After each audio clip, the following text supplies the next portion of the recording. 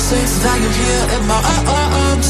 I think that you should know that together we